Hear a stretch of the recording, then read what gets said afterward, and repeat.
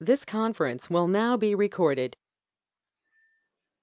शङ्खं चक्रं जलौकान् ददमृतघटं चारुदोर्भिश्चतुर्भिः सूक्ष्मस्वच्छातिहृद्यांशुकपरिविलसन् अम्भोरोज्ज्वलाङ्गं कटितटविलसद्वराढ्यं वन्दे धन्वन्तरिं तन् निखिलगगन प्रौढ़दावाग्निलीलम्।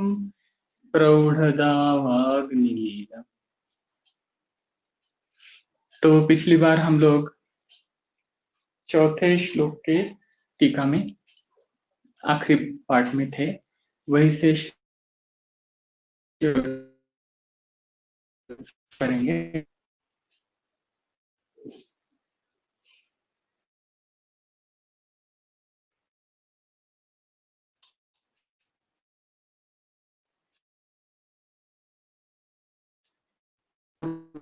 उत्पत्तिभूतं निदान शब्देन उच्यते यदाह सुश्रुतः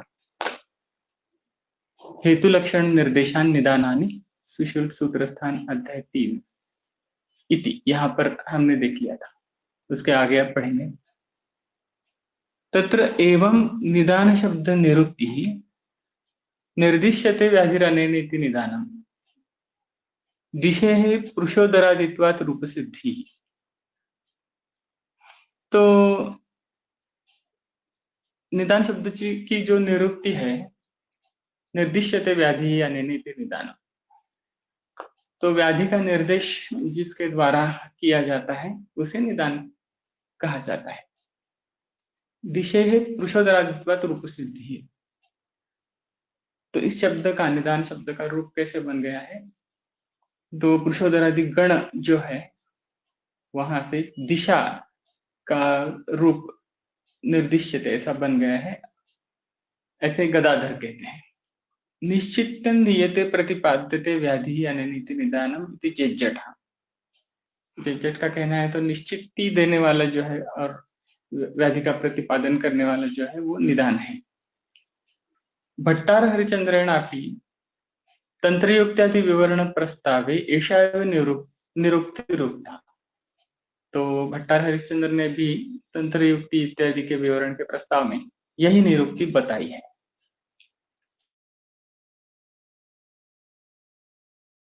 नि जो शब्द है, उपसर्ग या शब्द है, वो निश्चय के लिए है।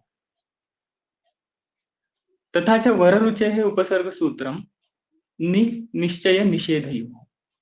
तो उपसर्ग के बारे में वररुचि जो ग्रंथकार है उनका जो सूत्र है नि उपसर्ग के बारे में, तो वो है निश्चय निषेधयोः। नि ये जो उपसर्ग है वो निश्चय और निषेध इन दोनों के लिए इस्तेमाल किया जाता है।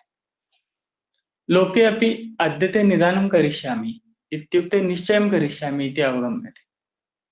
तो ये उस समय की फोक लैंग्वेज, लोगों में जो लैंग्वेज थी जब टीकाकारों ने लिखा है, तो इसका उदाहरण उन्होंने दिया कि लोग भी कहते हैं, उस समय के लोग कहते होंगे कि अद्यते निदानं करिष्यामि, ऐसा जब लोग कहते हैं तो अब तुम्हारा निदान करेंगे ऐसा कहते हैं। तो इत्युक्ते निश्चयं करिष्यामि इति अवगम्यते, तो इसका मतलब है अब तुम्हारा निश्चय करेंगे, ऐसा उनका भावार्थ होता है। निदानम इति करणे ल्युट्। अब यहाँ पर दा धातु है निदान शब्द में, और उसका जो ल्युट् प्रत्यय जो लग गया है उसको, वो करण साधन की दृष्टि से है। इसमें ल यू और ट ऐसे शब्द हैं, उसमें से ल और ट का लोप हो गया है और यू शब्द का अन ऐसा आदेश होकर निदान ऐसा शब्द बन गया है। अब व्याकरण के बारे में तो मुझे भी खास कोई जानकारी नहीं है, मगर जो मैंने पढ़ा है अभी वो उसके बारे में थोड़ा मैंने बता दिया। मगर इसका अर्थ ये है कि ये शब्द कैसे बना है, इसकी अगर जानकारी हम लेते जाएंगे तो उसका मूल धातु, इसकी निरुक्ति, इसके नियम और इसका अन्य ग्रंथकारों में, अन्य ग्रंथों में इस शब्द का इस्तेमाल कौन से अर्थ से हुआ है, इसकी हमें जानकारी मिल सकती है। तेन व्याधि निश्चय करणम निदानम इति निदानादि पंचक सामान्य लक्षणम। तो इससे हमें क्या पता चलता है कि व्याधि निश्चय करणम निदानम,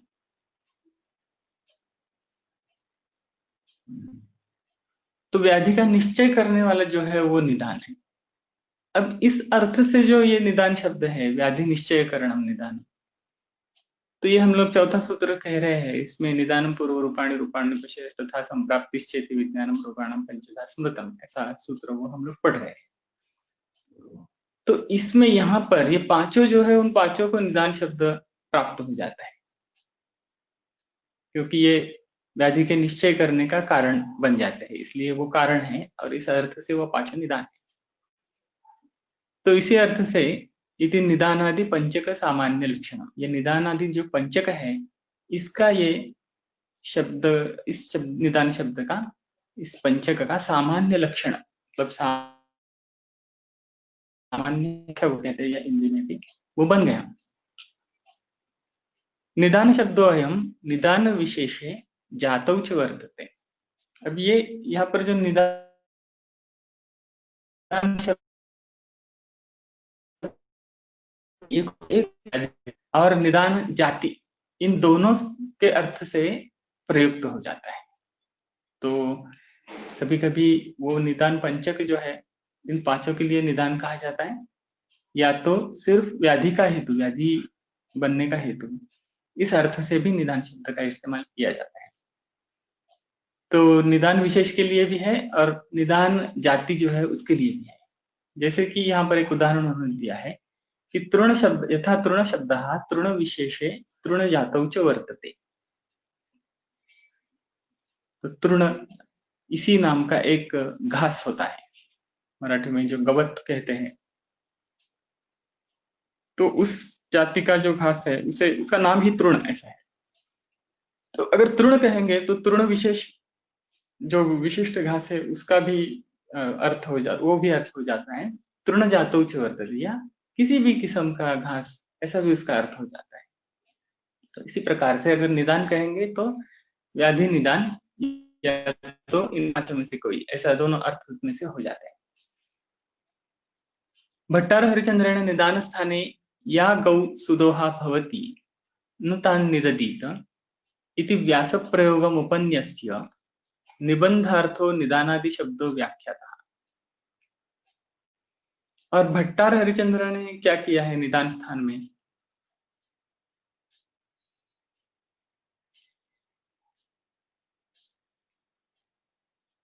एक वाक्य उन्होंने ऐसा दिया है कि या गौ सुदोहा भवति न तान निदधीत, ये वाक्य उन्होंने लिया है।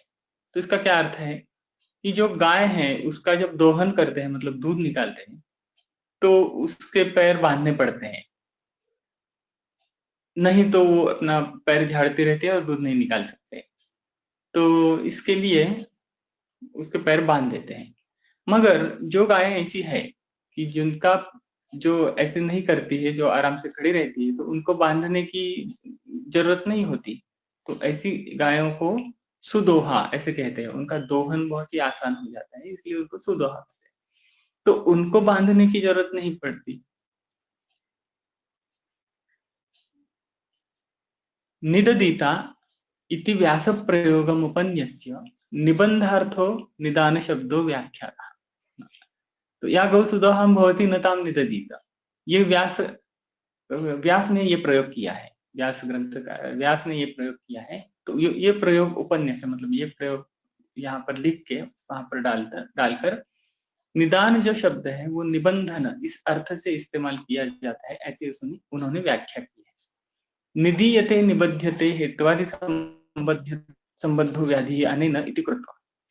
इसका क्या अर्थ है कि निदीयते निबध्यते मतलब बांधा जाता है, किसको बांधा जाता है, हेत्वादि संबद्धो व्याधि, हेत्वादि के साथ व्याधि को बांध दिया जाता है, ऐसा उसका अर्थ करके निदान शब्द इस्तेमाल किया है।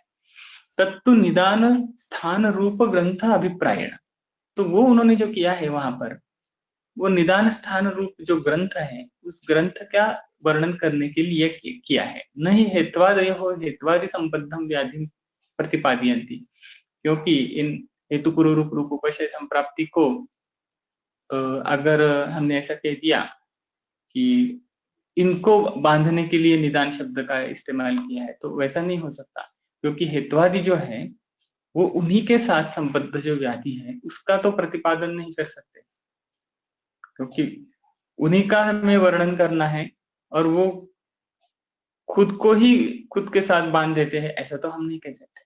इसलिए वो अर्थ जो भट्टार हरिश्चंद्र ने निदान स्थान में किया है वो अलग है, तो इसका उदाहरण नहीं लेना चाहिए।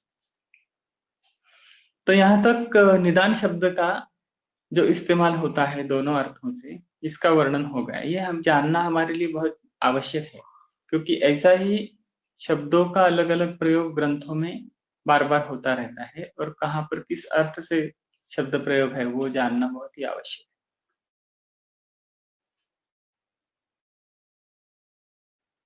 आगे जाएंगे, आगे पांचवा, तो वो व्याधि हेतु निदान, व्याधि का हेतु, व्याध्युत्पत्ति हेतु जिसे कहते हैं, उस निदान के बारे में ये सूत्र है।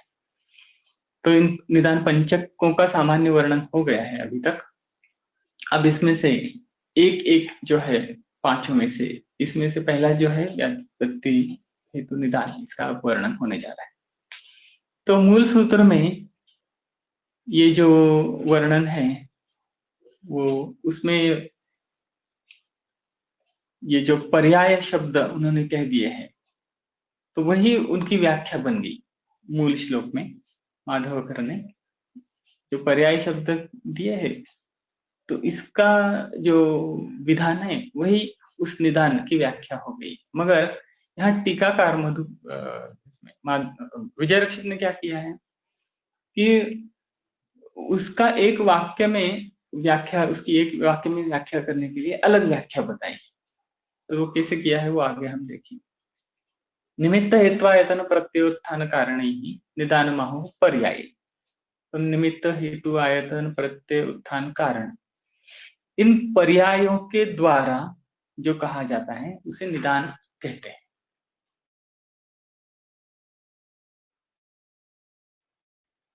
एषां जातीय व्यावर्तकम कारण रूप निदानस्य लक्षणमाह निमित्त इत्यादि पर्यायैः इत्यन्ते। तो एषां निदानादीनां मध्ये, मतलब निदान पूर्व रूप रूप उपशय संप्राप्ति, इनके मध्य में समान और असमान जाति जो है उसका व्यावर्तक, उसका व्यावर्तन करने के लिए जो कारण रूप करने वाला, जो कारण रूप निदान है, मतलब व्याधि का कारण, इस तरीके का जो निदान है उसका लक्षण अब कहते हैं। तो किसी भी शब्द के बारे में उस शब्द का विशिष्ट अर्थ और उस शब्द से निबद्ध जो उस शब्द की जाति होती है, उस जाति के अर्थ से, ऐसे दोनों अर्थों से शब्द इस्तेमाल किया जाता है। इससे पहले ही हमने देखा तृण शब्द तृण विशेषे तृण जातौ च वर्तते।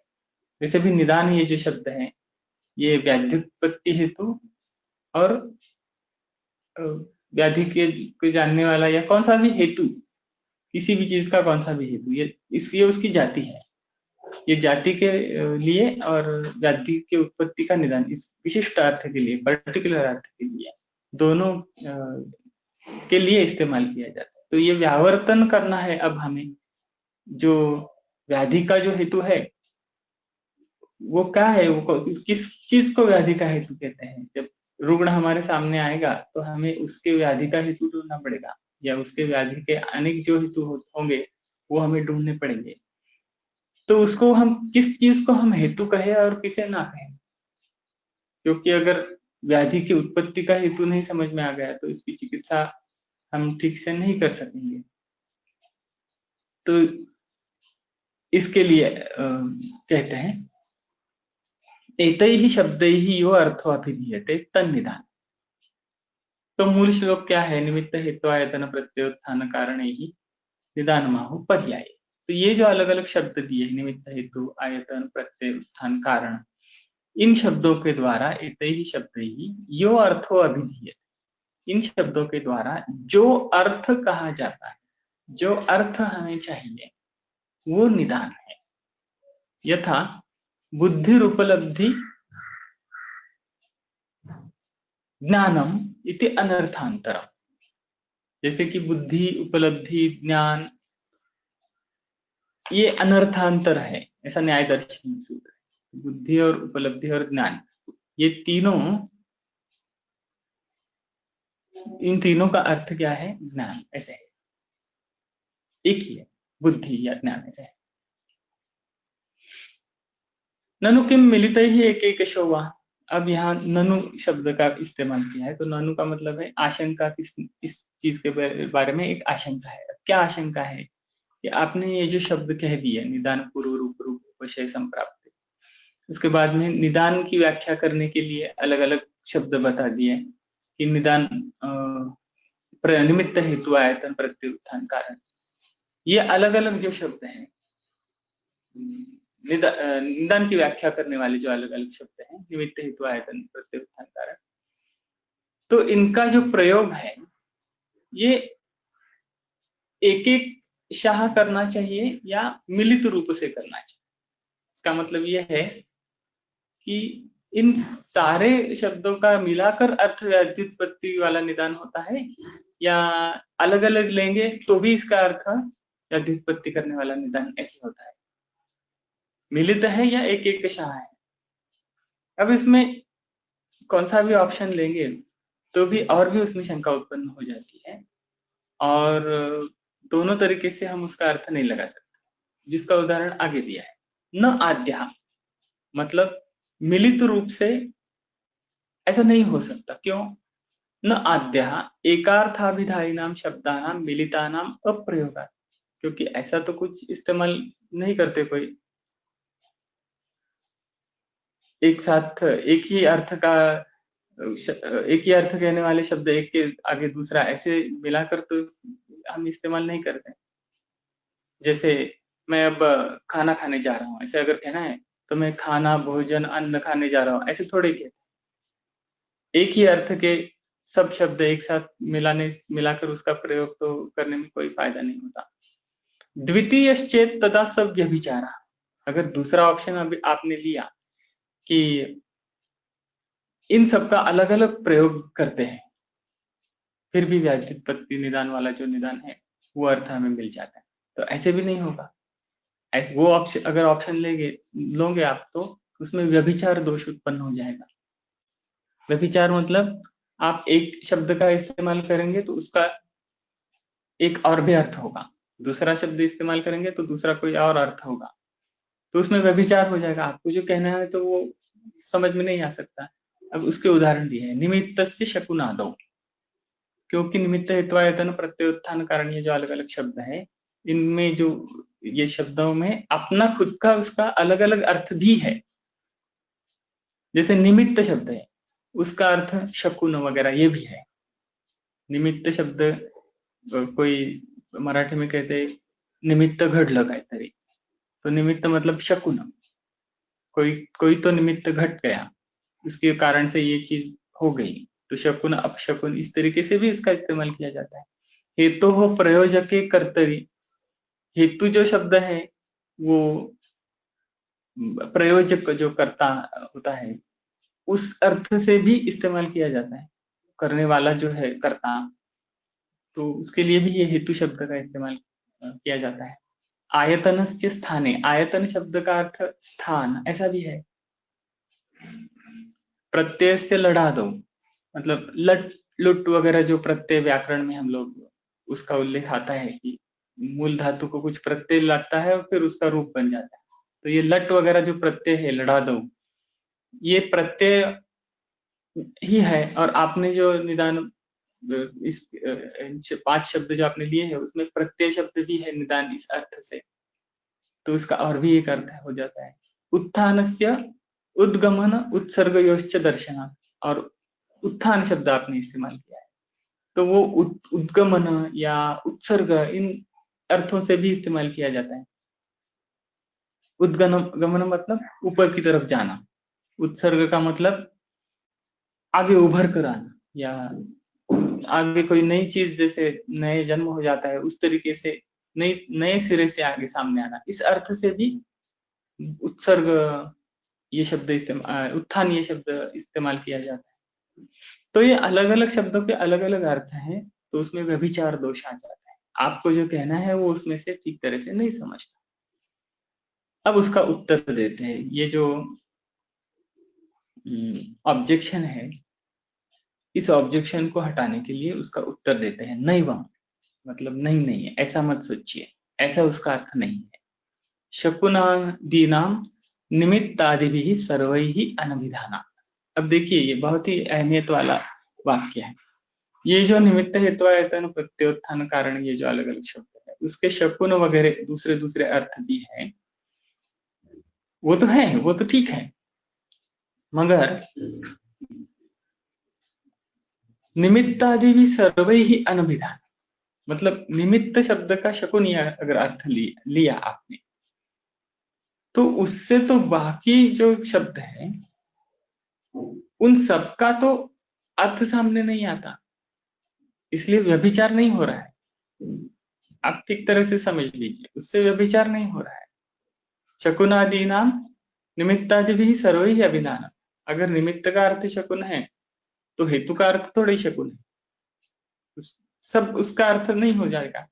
अतएव आह पर्यायी, इसीलिए उन्होंने क्या कहा है कि पर्यायी, पर्यायी ये शब्द इस्तेमाल किया है। तो पर्याय के है वो नहीं तेषांते पर्याय। अब इसका ये भी अर्थ नहीं है कि वो एक दूसरे के पर्याय बन गए। एक दूसरे के मतलब वो तो एक दूसरे के लिए पर्याय है, पर्याय के तौर पर इस्तेमाल किए जा सकते हैं, मगर यहाँ पर शायद इंग्लिश में जो हम लोग सिनोनिम्स शब्द का इस्तेमाल करते हैं, उसमें क्या है, सिनोनिम का अर्थ क्या है कि एग्जैक्टली वही अर्थ बताने वाला या उसका क्लोज अर्थ बताने वाला जो शब्द है उसे सिनोनिम कहा जाता है। डिक्शनरी मीनिंग जो है इसका सिनोनिम शब्द का, ये मैंने बता दिया। और दूसरा एक अर्थ हम इस्तेमाल करते हैं इसके लिए, पर्याय के लिए, वो है ऑप्शन। पर्याय का मतलब ऑप्शन। तो ये शब्द नहीं चाहिए आपको तो ये शब्द इस्तेमाल कर दीजिए, ये शब्द नहीं चाहिए तो वो शब्द इस्तेमाल कीजिए। उस ऑप्शन को भी हम लोग पर्याय कहते हैं। अब ये भी उन्हें अपेक्षित नहीं है, यहाँ पर ये दोनों में से कोई भी अपेक्षित नहीं, यहाँ उनको जो अपेक्षित है वो अलग ही है। तो क्या कहते हैं, नहीं तेषांते पर्याय यतः क्रमेण एकार्थवाचकाः शब्दाः परस्परम पर्यायाः उच्यन्ते। अब क्रम से एक ही अर्थ को बताने वाले शब्दों को एक दूसरे के पर्याय ऐसा कहा जाता है। एकार्थवाचकाः शब्दाः, अब इसमें क्या है कि अनेक शब्द है आपके पास, उन अनेक शब्दों के अपने अपने दूसरे अर्थ भी हैं, मगर उन सब सभी शब्दों में एक अर्थ ऐसा है कि वो कॉमन है। तो आपको सिर्फ वो कॉमन अर्थ जो है वो उठाना है, और जो आपने कॉमन अर्थ उठा लिया वो निदान है, वो व्याधि को करने वाला निदान है। ये इसको बहुत ही बड़ी अहमियत है, क्योंकि आप आगे ग्रंथ पढ़ने वाले हैं और इन शब्दों का अलग अलग जगह पे अलग अलग अर्थ होने वाला है। जैसे आयतन शब्द है, ये किसी रोग का, जैसे आमाशय ये ज्वर का स्थान है ऐसा बोल देंगे, आयतन है ऐसा बोल देंगे, तो इसका मतलब क्या हो गया कि स्थान है, स्थान इस रूप से उस व्याधि का वो कारण है। अब उसे कारण कहने की क्या जरूरत है, क्योंकि वो उसका चिकित्सा में प्रयोग करना है हमें। चिकित्सा के लिए आमाशय ये स्थान हमें हेतु इस रूप से इस्तेमाल करना है, तभी हम जाके अच्छा दवा उसे ढूंढ सकेंगे। कोई आमाशय पर जाने वाली कोई दवा उसमें ढूंढेंगे हम लोग, उस स्थान पर क्रिया करने वाली। जैसे कोई मर्म स्थान पर व्याधि हुआ है तो उसका साध्य साध्यत्व के लिए हमें बहुत बड़ी वो जानकारी हमें देगा, और उस तरीके से वो कारण बन जाएगा, व्याधि के कठिन होने का कारण बन जाएगा, और विशिष्ट तरीके से मतलब उसके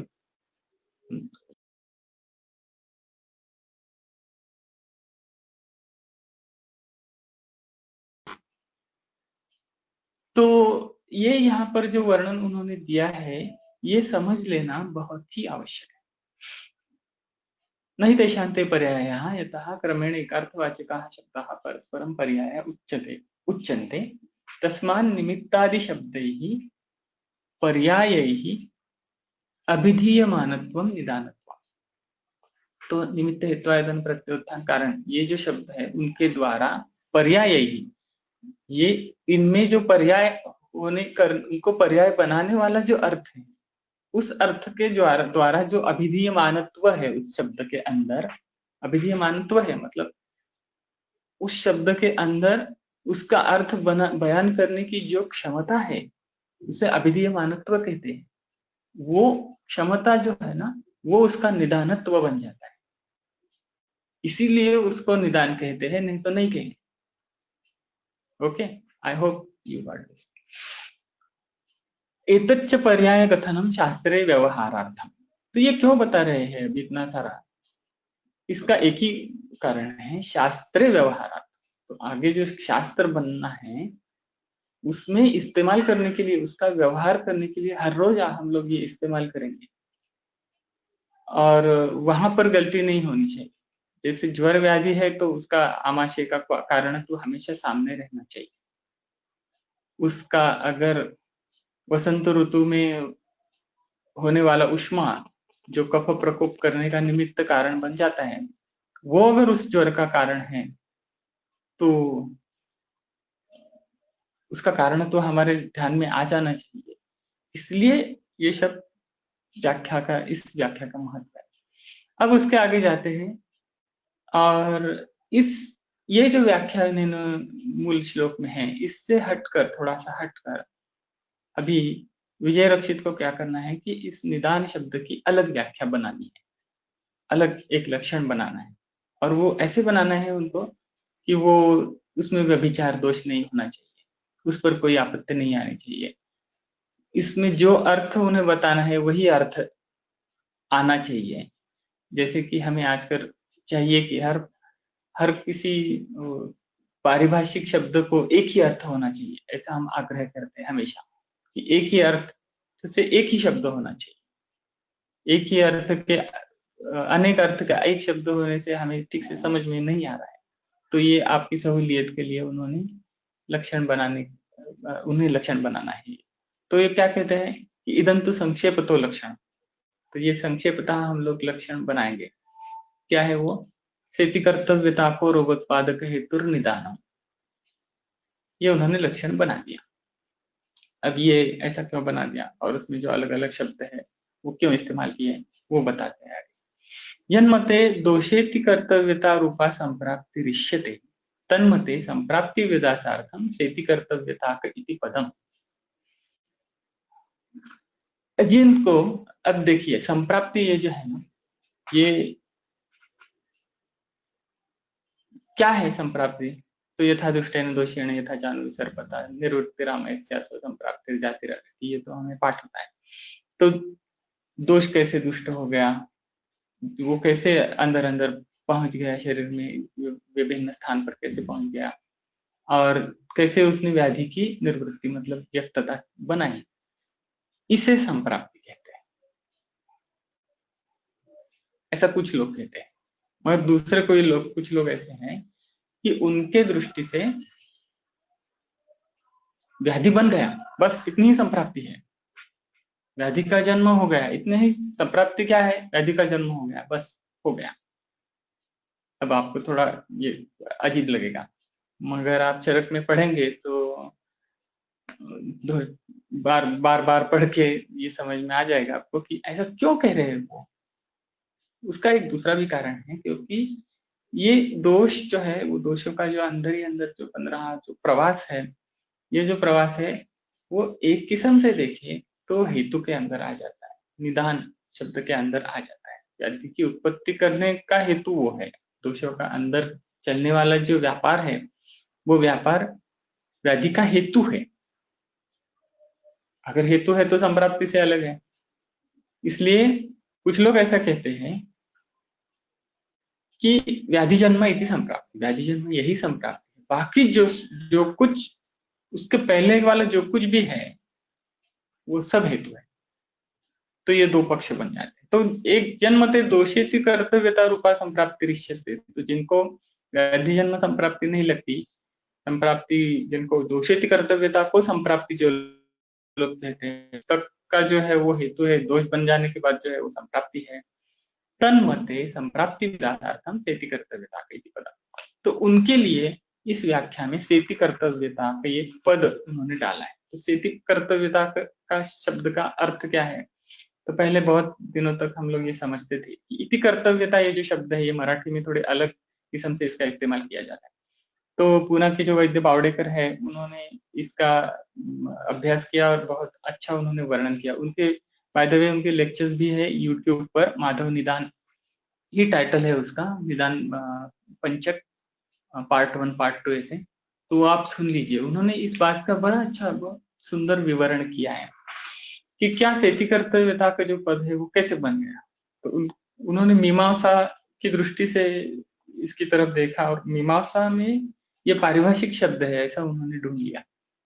और इसका अर्थ क्या है इति कर्तव्यता शब्द का? तो इति कर्तव्यता का हम लोग जो मराठी में समझते हैं कि एंड पॉइंट, कोई भी काम अगर हमें करना है तो वो काम पूरा हो गया।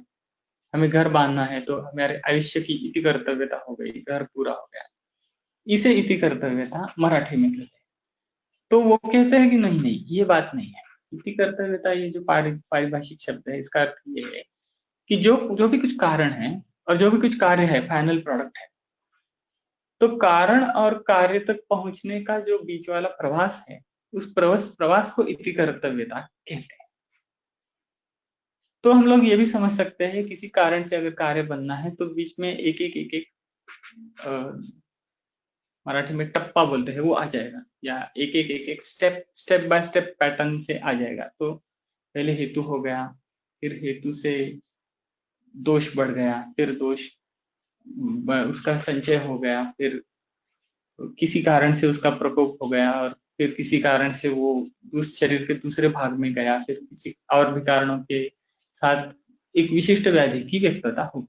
तो ये एक ऐसे अलग बहुत सारे स्टेप्स बन गए। तो ये स्टेप्स पूरी करते करते व्याधि बन जाता है। तो इस अर्थ से इति कर्तव्यता इस शब्द का प्रयोग किया है। तो अब देखिए क्या हो गया इसमें कि जो रोगोत्पादक हेतु अपनी इति कर्तव्यता करता है उसे रोगोत्पादक हेतु कहते हैं। इति कर्तव्यता करने वाला ऐसा बोल सकते हैं।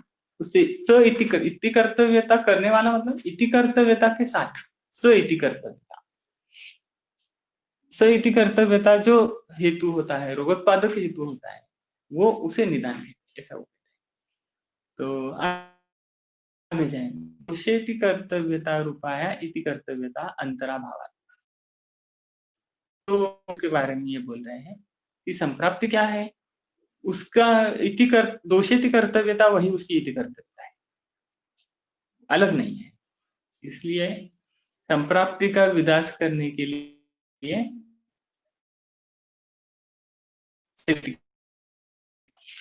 व्याधि जन्म कहते हैं, जैसे मैंने बताया कि व्याधि जन्म ये संप्राप्ति है। तन्मते उन व्याधित्पत्ति हेतु निधानम, इतना लक्षण काफी, इतनी व्याख्या करना काफी।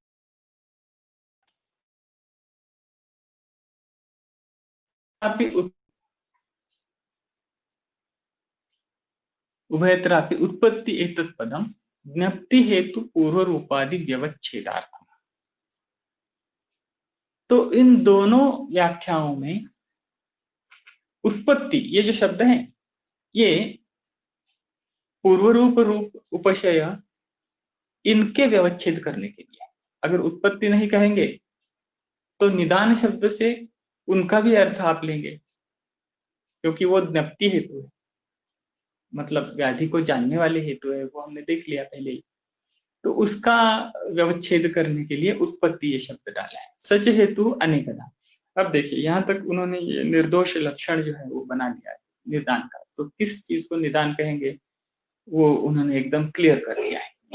अब ये जो निदान है, ये जो हेतु है, व्याधि का हेतु हमें कहना है, व्याधि जानने का हेतु नहीं। अब व्याधि को उत्पन्न करने वाला जो हेतु है वो कैसा होता है, सच अनेकधा, मतलब वो अनेक, जब धा शब्द आता है अनेक धा, तो वो अनेक विध, विधा या विधि संप्राप्ति आपने सुना रहेगा शब्द, उसमें अनेक विध ऐसा हो जाता है। तो अनेक विध का क्या मतलब है, उसका क्लासिफिकेशन करना है, और उस क्लासिफिकेशन के लिए क्लासिफिकेशन के टाइप्स हैं, मतलब अलग अलग प्रकार से क्लासिफिकेशन। तो हर एक क्लासिफिकेशन के लिए अपना खुद का एक क्राइटेरिया होना है, और उस क्राइटेरिया से क्लासिफिकेशन करें, फिर वो क्लासिफिकेशन बाजू में रखेंगे और दूसरा क्राइटेरिया लेंगे, फिर दूसरे क्राइटेरिया से दूसरा क्लासिफिकेशन करें। तो एक ही चीज को अगर अलग अलग अलग अलग नजरिए से हम देखते हैं और अलग अलग अलग अलग क्लासिफिकेशन करते हैं, तो वो अच्छी तरह से समझ में आने के चांसेस। तो सच हेतु अनेकधा, तो हेतु अनेक प्रकार से भिन्न हो जाता है। तत्र प्रथम चतुर्विधा, तो पहला क्लासिफिकेशन वो क्या है, चतुर्विध है, उसमें 4 प्रकार हैं। यदा उपकल्पनीयाध्याये हरिचंद्रः सन्निकृष्ट विप्रकृष्ट व्यभिचारी प्राधानिक भेदा चतुर्धा। तो उपकल्पनीय अध्याय की टीका में हरिचंद्र ने कहा है कि सन्निकृष्ट विप्रकृष्ट व्याभिचारी और प्राधानिक, ऐसा उसका एक भेद हो जाता है। तो अब इन अलग अलग शब्दों के अर्थ जब आप सुनेंगे तो आपको क्या क्राइटेरिया इन्होंने इस्तेमाल किया है आपके समझ में आ जाएगा। तो क्या है सन्निकृष्ट, क्या है सन्निकृष्टो यथा नक्तन दिनर्थ भुक्तांशा दोष प्रकोपस्य हेतवा। तो सन्निकृष्ट का मतलब उन्होंने एक उदाहरण दे दिया है, जैसे नक्त मतलब रात्रि दिन, और भुक्तांश मतलब भोजन के बाद के जो काल के अंश होते हैं, वो दोष प्रकोप से हेतु, ये दोष प्रकोप के हेतु बन जाते हैं। जैसे रात्रि और दिन के शुरू में, मध्य में, अंत में कफ पित्त और वात ये होते हैं, और भोजन काल के बाद, भोजन करने के बाद तुरंत, उसके बाद थोड़ी देर के बाद, और उसकी और बाद थोड़ी देर के बाद कफ पित्त और वात, ये उसका उसके दोष प्रकोप के हेतु बन, इन दोषों के प्रकोप का हेतु बन जाते हैं।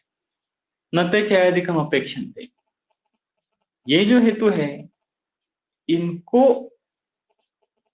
खुद को चय इत्यादि की अपेक्षा नहीं है, वो खुद ही अपने आप में काफी है इन दोषों का प्रकोप करने के लिए। प्रकोप मतलब उनके द्वारा जितना प्रकोप हो सकता है उनका उतना प्रकोप, बाकी दूसरे भी हेतु होंगे तो अपने तरफ से कोई जिसमें कंट्रीब्यूशन देना है उसमें तो वो देंगे, वो अलग बात है। मगर ये जो कारण है यहाँ पर दिए हैं, उन्हें जो दोष प्रकोप करना है वो खुद के द्वारा ही करेंगे, उनको चय की अपेक्षा नहीं है। मगर विप्रकृष्ट का ऐसा नहीं, विप्रकृष्टो यथा हेमंते निचित श्लेष्मा वसंते कपरो। विप्रकृष्ट हेतु में हेमंत में संचित जो श्लेष्मा है वो वसंत में कफरोग करने वाला है। तो हेमंत में जो जमा हो गया है कफ, वो भी प्रकृष्ट है, मतलब दूर का है। अभी सन्निकृष्ट मतलब पास वाला, विप्रकृष्ट मतलब दूर वाला, वो तो हो गया है, उसको बहुत समय भी हो गया है, वो वसंत में कफरोग का कारण बन जाएगा, तो ये विप्रकृष्ट हो गया। क्यों हुआ? अब ये सन्निकृष्ट विप्रकृष्ट का एक उदाहरण हो गया, पास वाला और दूर वाला। अब देखिए, हाँ, अब उसके जाके पास वाला और दूर वाला ये और भी एक उदाहरण दे रहे हैं, मगर वो जो उदाहरण है दूसरा वाला, ये बहुत ही अलग पर्सपेक्टिव बता रहा है। तो ये सिर्फ ग्रंथकारों की स्टाइल नहीं है, ये सब तरीके से हमें दो हेतु को समझना है, और हेतु को समझने के लिए उसकी रेंज क्या होती है, समझने की रेंज क्या होती है, कितनी बड़ी रेंज में हम लोग समझ लेते हैं, उसका वर्णन है। आप जब हम लोग जब ऐसे पढ़ते हैं तो हमें लगता है कि ये एक दूसरे के विरुद्ध दिए हैं और उन्हीं को ठीक से समझ में नहीं आ रहा उनको क्या कहना है, ऐसी बात नहीं है। उल्टा ऐसा है कि अलग अलग नजरिए से अगर देखेंगे तो अच्छी तरह से समझ में आता है। तो दूसरा एक उन्होंने सन्निकृष्ट विप्रकृष्ट का उदाहरण दिया है। सन्निकृष्टो ज्वरस्य रुक्षादि सेवा, विप्रकृष्टो रुद्रकोपः। तो और भी पास वाला और दूर वाला ऐसा हमें क्राइटेरिया है हमारा। तो उसका उदाहरण क्या है कि ज्वर अगर होना है और रुक्ष सेवन कर लिया और उससे ज्वर हो गया, तो तुरंत रूप से सेवन कर लिया और उससे तुरंत ज्वर हो गया। और दूसरा एक उदाहरण दिया है विप्रकृष्ट रुद्रकोपः, तो समय जब शुरू हुआ तब की बात, इतना दूर का है। रुद्रकोप, अब ये रुद्रकोप ज्वर का जो आदि उत्पत्ति जो है, आदि उत्पत्ति का कारण है बताया है उन्होंने, तो रुद्रकोप की वजह से आदि उत्पत्ति हो गई। तो शायद मैंने पहले भी कहा है, मगर ये हमें माइथोलॉजिकल स्टोरीज लगती है और एकदम से हमें ऐसे लगता है कि ये अशास्त्रीय हो जाएगा। तो जिनको ऐसे लगता है वो ऐसे सोचे कि ये रुद्रकोप एक किस्म से इवोल्यूशन का वर्णन है। डार्विन का जो इवोल्यूशन का थ्योरी है वो हमारे दशावतार या रुद्रकोप ऐसी माइथोलॉजिकल स्टोरीज के साथ बहुत मेल खाते हैं। तो उसके बारे में अगर आपको अगर ज्यादा पढ़ना है तो आप कई लोगों ने इसका कंपैरिजन किया है, इंटरनेट पे सर्च करेंगे तो शायद आपको मिल जाएगा। ठीक है, हम लोग अभी हमारे पास समय नहीं है तो इसमें हम लोग अभी नहीं जाएंगे। और ये जो चतुर्विध हमने शुरू में बताया है उसमें से निकृष्ट, प्रकृष्ट, व्यभिचारी और प्राधानिक है। और यहाँ पर भी पास वाला और दूर वाला ऐसे ही क्लासिफिकेशन का क्राइटेरिया है, मगर ये थोड़ा अलग तरीके से पास वाला और दूर वाला है। देखिए व्यभिचारी का क्या उदाहरण है, व्यभिचारी यथा यो दुर्बलत्वात् व्याधिकरण असमर्था। व्यभिचारी तो किसे कहेंगे, जो खुद दुर्बल है और व्याधि करने के लिए वो समर्थ नहीं है अभी। तुरंत आप ये कहेंगे कि फिर उसे क्यों कहेंगे हेतु, व्याधि करने वाला ही नहीं है तो उसे क्या कहने की क्या जरूरत है। मगर तुरंत आपको ये भी समझ में आएगा कि भले वो अभी दुर्बल है, अभी व्याधि करने के लिए असमर्थ है, इसका मतलब ये नहीं कि वो हेतु नहीं है। हेतु तो वो है क्योंकि उसमें पोटेंशियलिटी हेतु की है, वो कभी भी हेतु में कन्वर्ट हो सकता है। आपने छोटा सा कुछ अपथ्य कर लिया तो अभी तो कुछ नहीं हुआ, कुछ होने वाला भी नहीं, मगर उसका छोटा सा जो परिणाम आपके शरीर पर रह गया, उस परिणाम में और कई बातें और ऐड होके व्याधि या कुछ तो बनने वाला है आगे जाकर। इस किस्म से उसमें पोटेंशियलिटी तो है, इसलिए व्यभिचारी है मगर हेतु तो है। उस अर्थ से व्यभिचारी नहीं है, ये व्याधि करने वाला ही नहीं है ऐसा उसका अर्थ नहीं होगा, नहीं तो उसको हेतु में नहीं लेते। उसको सिर्फ नाम दिया है व्यभिचारी, एक्चुअली व्यभिचारी है ऐसा उसका अर्थ नहीं है। व्यभिचारी लगता है। और उसके अपोजिशन में क्या होता है वो आगे देखेंगे। ये अब पहले इसका वर्णन है और आगे यदाह चरकः निदानादि विशेषः अबलीयंस्तो अनुबध्नन्ति न तदान विकाराभिनिर्वृत्ति।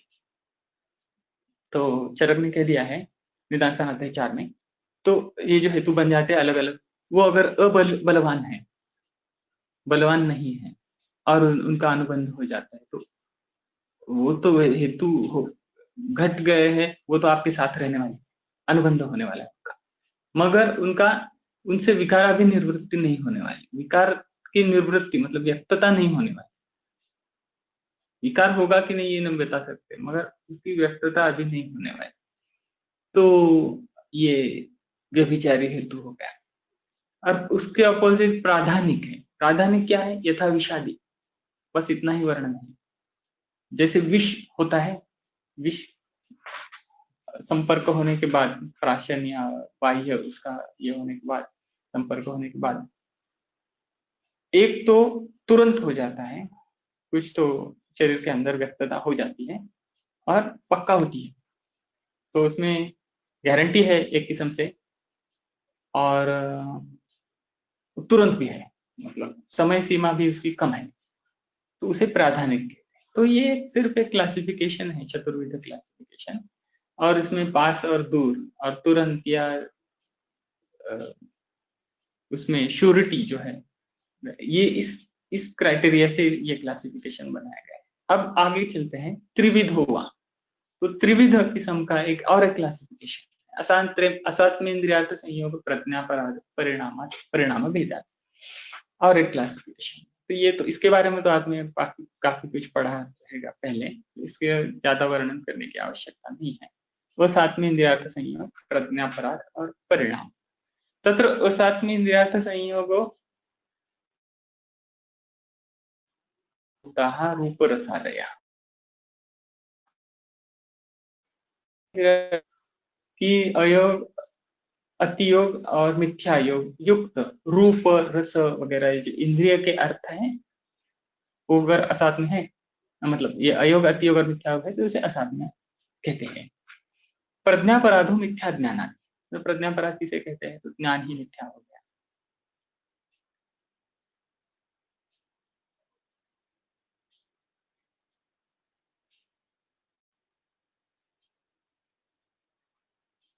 एक मिनट, हाँ थोड़ा सा। परिणाम अयोगादि युक्ता ऋतु स्वभावजा शीतादया। परिणाम किसे कहते हैं, अयोगादि युक्त ऋतु स्वभावज, ऋतु के द्वारा होने वाले, शीत उष्ण वगैरह ऋतु के द्वारा होने वाले जो कोई रोग है, उन उस हेतु को परिणाम कहते हैं। अधर्मस्य च रोग हेतु हो अत्र एव अंतर्भाव। अब और एक हेतु बच जाता है।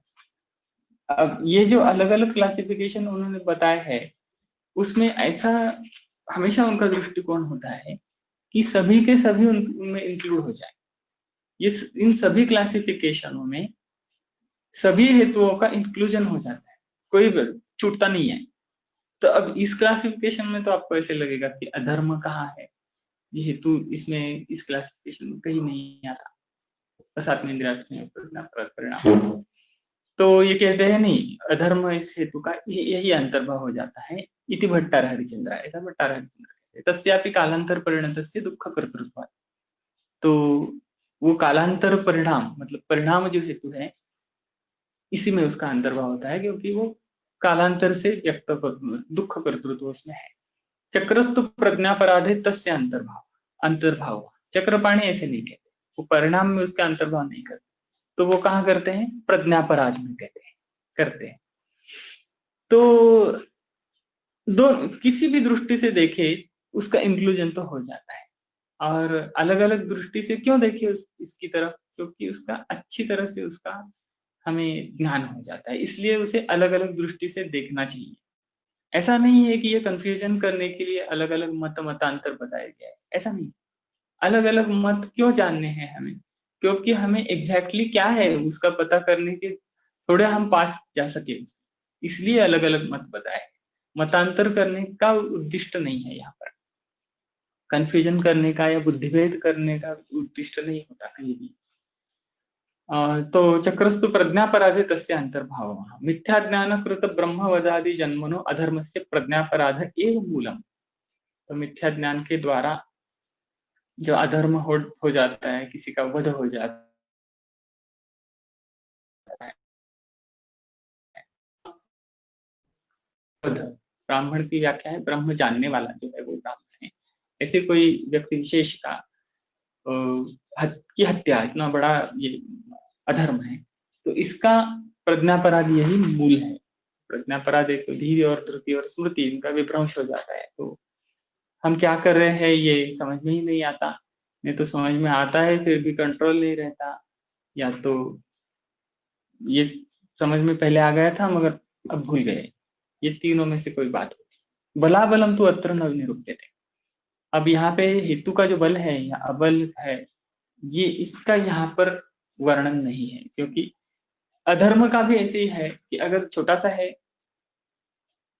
जैसे धर्म की दृष्टि से देखे तो कई बातें दिनचर्या में ऋतुचर्या में करनी चाहिए और वो नहीं होती, तो उससे थोड़ा बहुत अधर्म बन जाता है, तो वो अबल होता है। उसका निराकरण उसी जन्म में कर सकते हैं, मगर कई अधर्म ऐसे होते हैं वो, जैसे कि अभी हत्या का बताया उन्होंने, तो वो कितने समय तक चलेगा और इसका निराकरण कैसे होगा या होगा भी नहीं, इसका पता भी नहीं चलेगा। तो ये बलवान हेतु है। और दूसरा जो मैंने बताया वो अबल हेतु है, तो इसका यहाँ पर निरूपण नहीं है, क्योंकि क्या है कि रोग कारणत्वेन अधर्म से सर्वथा सिद्धत्वात्। तो आप छोटा करें या बड़ा करें, वो रोग का कारण तो बनने वाला है, इतना तो हमें पता है। तो यहाँ पर हमें बल और अबल का निरूपण नहीं करना है, वो हमारा एम नहीं है, इसलिए वहां यह वो नहीं लिया है। यहाँ सिर्फ हम दोष व्याध्युभय हेतु भेदाच्च त्रिविधा। और भी एक आगे क्लासिफिकेशन नया है, दोष हेतु, व्याधि हेतु और उभय हेतु, ऐसा त्रिविध उसका क्लासिफिकेशन हो जाता है।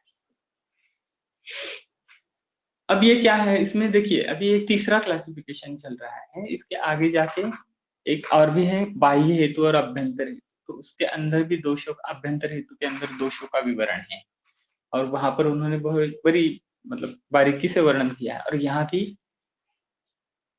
यहाँ जो है दोष हेतु, व्याधि हेतु और उभय हेतु ये अलग है। यहाँ दोषों का हेतु, वो दोष बनने के लिए क्या हेतु है, वो अलग है। तो ये थोड़ा सा ध्यान में रखना पड़ेगा। ये क्या है, ये त्रिविध क्लासिफिकेशन। दोष हेतु यथा चय प्रकोप प्रशम निमित्ता यथर्तु उत्पन्ना मधुरादया।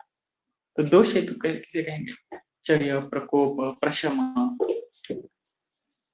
इन कारणों की वजह से ऋतु में यथर्तु उत्पन्ना, जिस ऋतु में जो रस उत्पन्न हो जाते हैं, मधुर वगैरह, वो उस दोष का चय प्रकोप प्रशम करने के हेतु हो जाते हैं।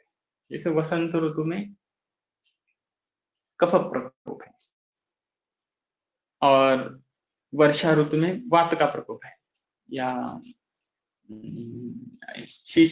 शरद ऋतु में पित्त का प्रकोप है, मगर कफ का संचय शुरू हो गया है। व्याधि है तो वो यथा मृदभक्षणम पांडुरोगस्य कारण। अब व्याधि हेतु में ऐसा नहीं है कि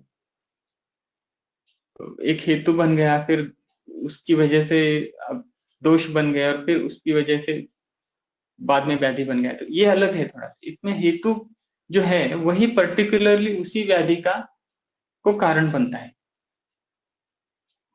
अब डायरेक्टली बनता है या इनडायरेक्टली दोष होके बनता है, उसके आगे उसका वर्णन है, देखते हैं।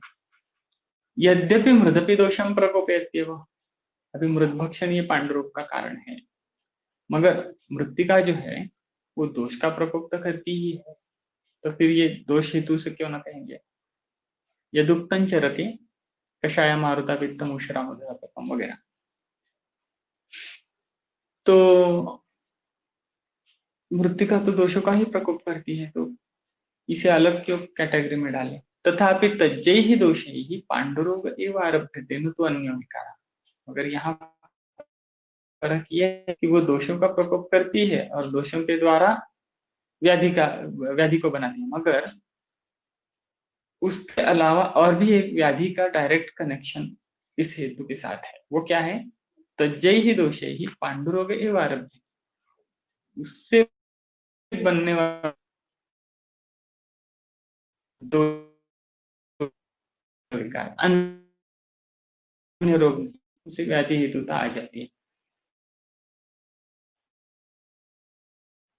जगह पे जहां पर एक व्याधि के हेतु का कलेक्शन होता है,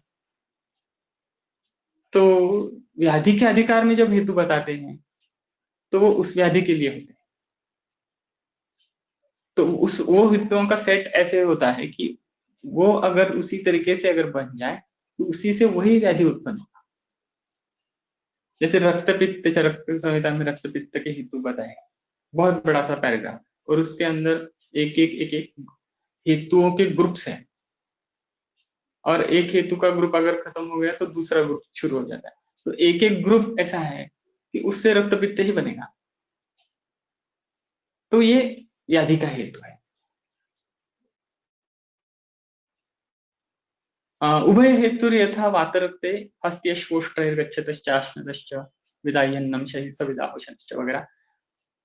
सुश्रुत का मूल श्लोक है, माधव निदानकार ने यही लिया है। तो वाग्भट चरक में थोड़ा अलग है, श्लोक अलग है, मगर इसमें क्या है कि हस्ती, उश्व, अश्व, उष्ट्र वगैरह इससे गमन करने की, पर प्रवास करने की वजह से, या अश्नतश्च विदाही अन्नम वगैरह आगे वर्णन है इसका। ये उभय हेतु है।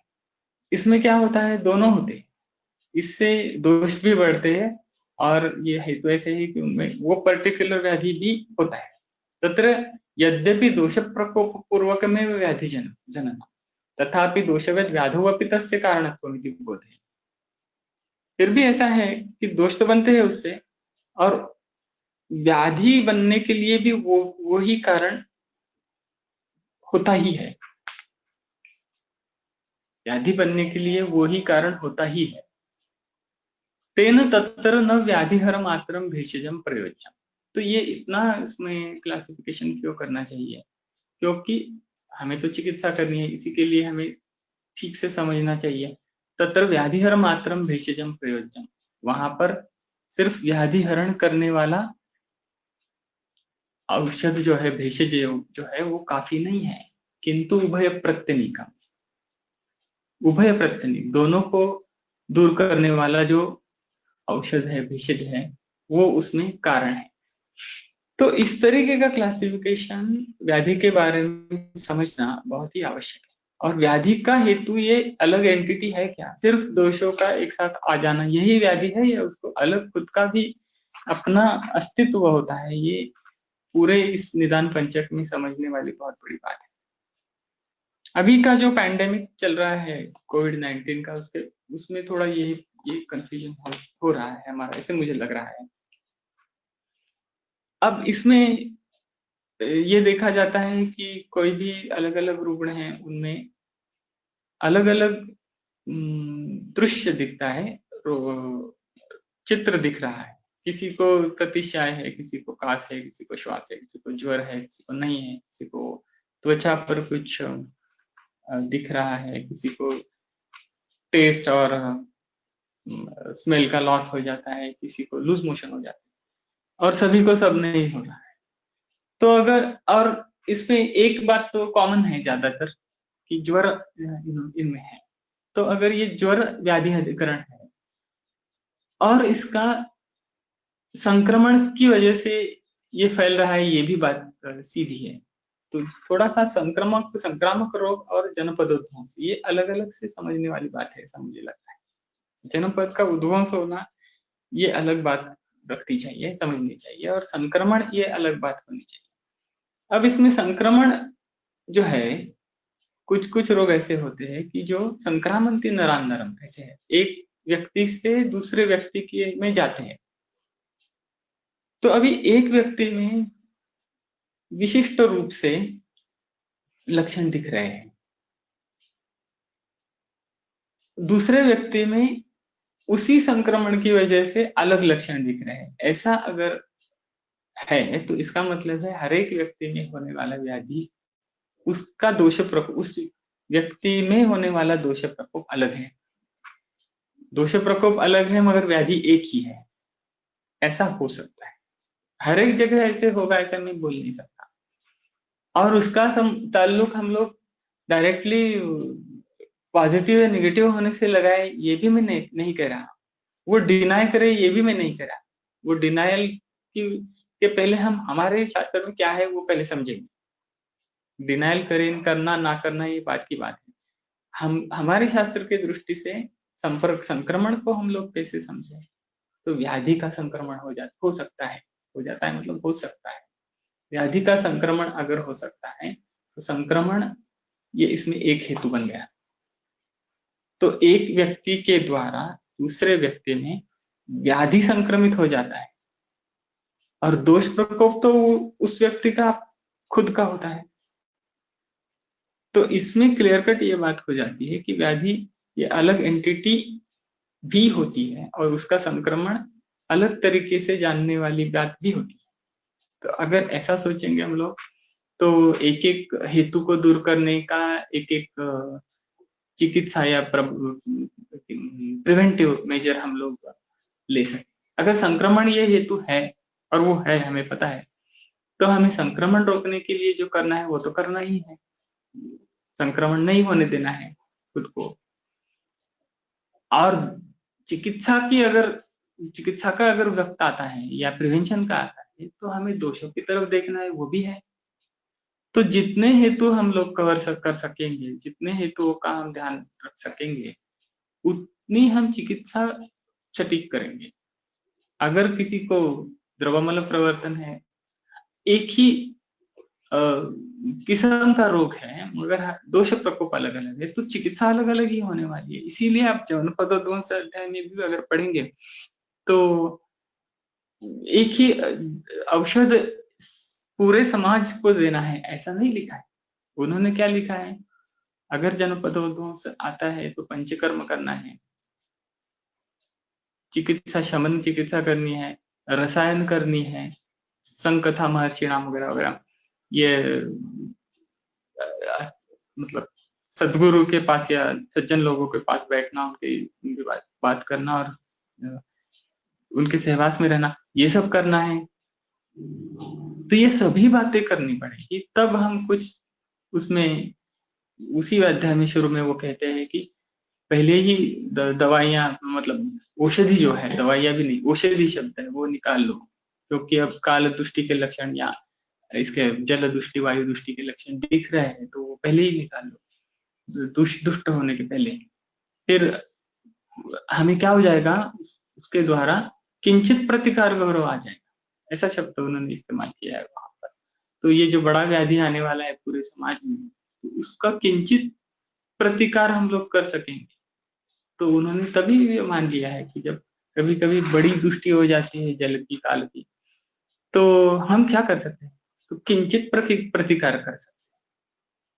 इसीलिए हर एक व्यक्ति में अलग अलग दोष प्रकोपों के लिए अलग अलग चिकित्सा करनी चाहिए, और संक्रमण अगर ये हेतु है तो उसे रोकने के लिए या उस व्याधि के दृष्टि से उस व्याधि का नाशक कुछ अगर हमें मिल जाता है तो उसका इस्तेमाल कर देना, कोई क्रियाक्रम अगर मिल जाता है।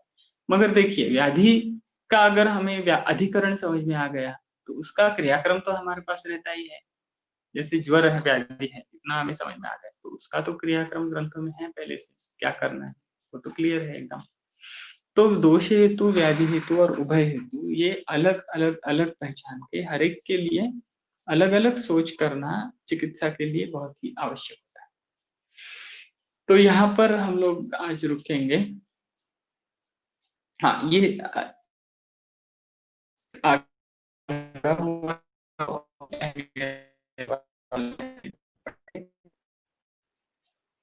दोष प्रकोप पूर्वक कारणत्वमिति बोधि तेन तत्र न व्याधिहर मात्रम भेषजम भेषजम प्रयोज्यम। तो वहां पर सिर्फ व्याधिहर भेषज का काम नहीं है, किंतु उभय प्रत्यक्षम कारणभूत दोष निवृत्त्या एवं कार्यभूतस्य व्याधि निवृत्ति। तो ऐसा तो वहां नहीं कहना चाहिए कि कारणभूत दोष अगर निकल गया तो कार्यभूत व्याधि भी अपने आप निकल जाएगा, ऐसे नहीं होता। यथा प्रतिनियत शक्ति का भेषज द्रव्याणि भवन्ति। औषध द्रव्य जो होते हैं वो प्रतिनियत शक्ति का होते हैं, मतलब विशिष्ट शक्ति उनमें होती है, उस व्याधि का नाश करने की विशिष्ट शक्ति होती है, विशिष्ट शक्ति भी होती है ऐसा कहना चाहिए, क्योंकि उससे दोषों का नाश भी होगा और व्याधि का नाश होना चाहिए, होना ही चाहिए। इस तरीके की शक्ति उसमें होनी चाहिए, हम लोग जो भेषज इस्तेमाल करेंगे। कथम अन्यथा श्लेष्मिक तिमिरे श्लेष्महर में वो वमनम न प्रयोज्यते। नहीं तो तिमिर है, श्लेष्मिक तिमिर है तो वमन दे देते, तिमिर में वमन नहीं देना चाहिए, ऐसा लिखा है। न वामयेत् तैमिरिकम न गुल्मिनम